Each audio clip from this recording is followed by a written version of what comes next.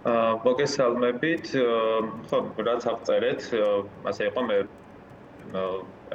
28 ნოემბრის ღამესვე, პირველივე ღამეს დამესხნენ თავს ნიღბიანი პირები, სადაც სამართალო სტრუქტურების წარმომადგენლები და დამიწყეს მცემა, წამართვეს კამერები, მოკლეს პეიჯი და რამდენიმე წუთიანი ცემის შემდგომ მხოლოდ მას მერე გავიგე ვიღაცის ხმა, რომ მე უნდა გავეყვანეთ და დავეკავებინეთ.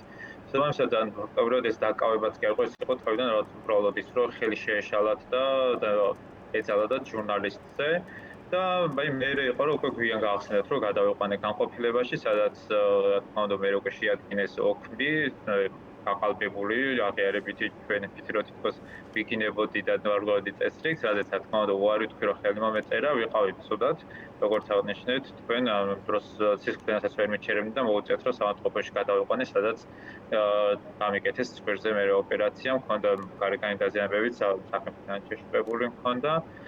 კამერებით ორი ფოტოაპარატი გაქრა, მას შემდეგ დაიკარგა და აი მას მე ველოდებოდი რა თქმა უნდა, რომ რა თქმა რაღაცა არ აღიარებდნენ იმას, რომ ხელშემშალი საქმიანობაში გადაამეტეს თავიანთ უფლებამოსილებას ცემეს და თქვენ რას გედავებიან ალექსანდრე არის საინტერესო, იმიტომ რომ თქვენ იქ ოქმს არ მოაწერეთ ხელი, ხომ? სადაც საუბარია, რომ თითქოს პოლიციელებს შეურაცხყოფას აყენებდით. Adi ახლა თქვა და ოქმს არ მოვაწერე ხელი, მაგრამ მაინც ისინი აგრძელებენ დავას თითქოს მე ვარღვევდი წესრიგს, საზოგადოებრივ წესრიგს. 166 და 173 მოხლები ადმინისტრაციული სამართალ დარღვევის, რაც ნიშნავს, რომ სრული მაინც პოლიციის ადმინ დაუმორჩილებლობას.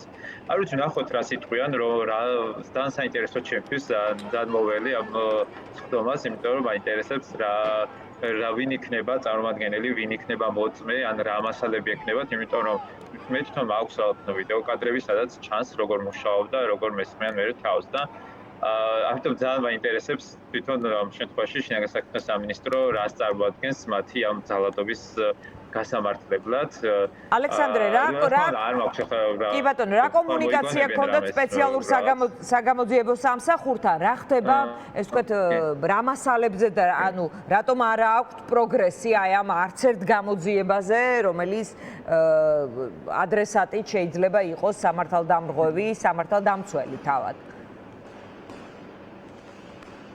კი, ჩვენ რა თქმა უნდა მივმართეთ მაშინვე და იქ დაახლოებით ერთი თვის თავზე მცნეს დაზარალებულად და მას მე ველოდებით რომ გამოიძიან ყოველდღიურად ისინი გვეუბნებიან რომ აკეთებენ ყველაფერს. არ ვიცი, ახლა კიდე გამოვიტყოთ მე და ჩემი ადვოკატიც ახლა ზუსტად ამ ეტაპზე რა ხელჩასაჭირი რამეს თუ მიაკლიეს, რა გააკეთეს საერთოდ ამ ორი თვის განმავლობაში, ამას კიდევ ერთხელ გამოვიტყოთ და სასამართლომდე ეს ამასაც სასამართლოზე წარვადგენთ ამასაც, რომ მე ვარ დაზარალებული და იწიებს სპეციალურ საგამოძიებო სამსახური და იმედი მაქვს, რომ რაიმე მაინც ექნებათ გაკეთებული, არ ვიცი, მაინც იქნება გამოკითხული. ესეც საინტერესოა თვითონ გამოკითხეს ვინმე იქ ამ შემთხვევაში შინაგან საქმეთა სამინისტროდან ისინი იქნებიან თუ ტრადიციულად ცრუმოწმეებს წარმოადგენენ, რომლებიც არ არიან ხოლმე როგორც წესი დაკავების ადგილზე. თქვენ გახსოვთ ვინ არიან ისინი, ანუ ცრუმოწმეა თუ რეალურად იქ ყოფი ადამიანები, ანუ ამ ეს მეხსიერებად? ეს არის ძალიან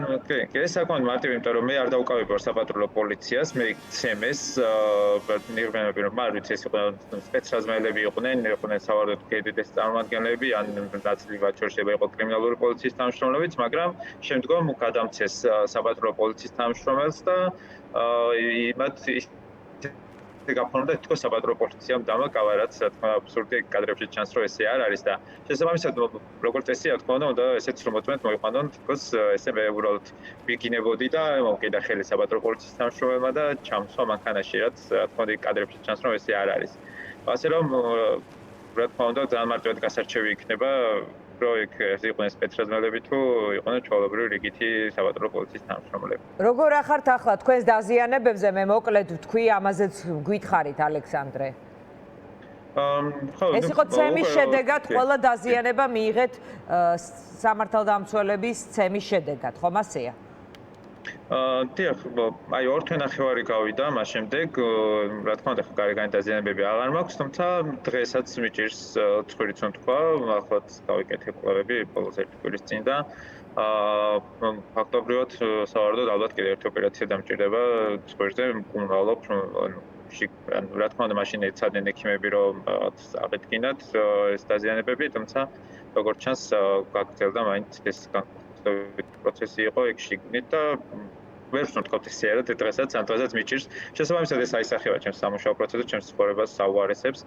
მაგრამ რა თქმა უნდა, მე მაინც ვცდილობ რომ დავბრუნდე იმუშაო გავაგრძელო ჩემი პროფესიული საქმიანობა და ვიყო ყოველთვის ისევ აქციებზე და არ ვიცი ახლა როგორც ჩანს ამასობაში შინაგან საქმეთა სამინისტროც მოიცადა რომ ზუსტად 25 თებერვალს მაშინ როცა არის დანოსებული დიდი აქცია გაფიცვა ზუსტად მაშინ დამინიშნო სასამართლო და კიდევ ერთხელ შემიშალონ ხელი ჩემი პროფესიული საქმიანობის შესრულებაში. კი ბატონო, რაც შეეხება საგამოძიებელში აღძრულ საქმეს, ეს არის თქვენი დაცემის და დაზიანების და პროფესიული საქმიანობაში ხელის შეშლის მუხლითაც? კი, ამ შემთხვევაში ორივე მუხლით მიმდინარეობს, როგორც უფლებამოსილების გადამეტების, ისევე ჟურნალისტურ საქმიანობაში ხელშეშლის საქმეზე. და რა სიტუაციებს მუხლი, რითაც შსს გედავებათ?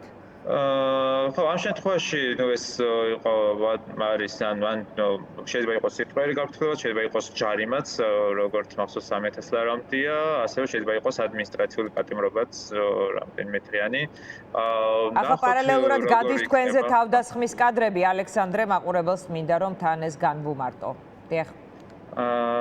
ხო, ამ შემთხვევაში ჩემს შემთხვევაში ხო იყო რომ თავს დამესხენ და ამ შემთხვევაში მე შემიშალეს ხელი პროფესიულ საქმიანობაში ვიდრე იქ რა ვიცი ჩემი ეკიპირებით და თავისთავად რა თქმა უნდა მიმდინარეობს გამოძიება, მაგრამ რა თქმა უნდა შინაგან საქმეთა პოზიცია ისიც რომ თითქოს მე რა ვიცი კი არ მუშაობდი ვიგინებოდი რაც ტექნიკურად შეუძლებელი უბრალოდ ვერც კი გაიგებდნენ რომ რაიმე მეთქვა იქ ჩემს ხმას საიტინარი მეკეთა ფაქტზე და ეს ტექნიკურად შეუძლებელი იყო რომ მომენტომები მაგრამ რა დიდი მოლოდინი არ მაქვს მაინც რომ რაღაც რამე განსხვავებული და სამართლიანი იქნება თუნდაც ეს პროცესი.